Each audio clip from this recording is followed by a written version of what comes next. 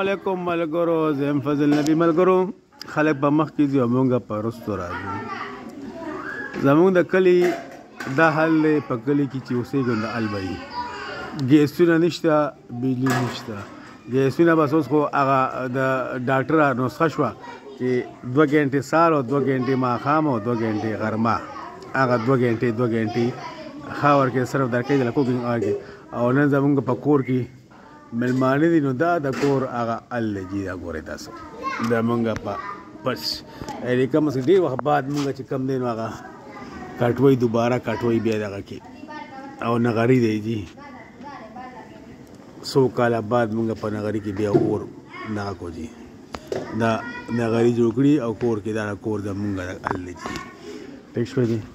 نو ما عجیبه غونې لګي را سره وسوکو جینو ځکه چې ګیسونه شته نه او د کور په منځ کې دا اوس نغري جوړ کړله او دا هغه چې بلیږي بس نو څه به کوو جي.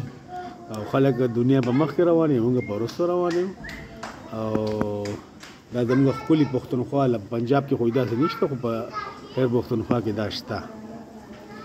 او دا حل دی جي. راشي تاسو هم زه خبره شیر کړم، دا خپل دغ سره شیر کړم چې موږ څومره په تکلیف باندې دا اور، ځکه چې اوس خو چیم نشو غوښتی. که چې غواړو بد راته وګوري کور کې، نو مخکې خو هر ګنټه بعد به چې نو اوس چې چوته وایي چې بهېږه نو بد وګوري. نو بس موږ هم غلي شو، موږ هم بس ټیک شوه.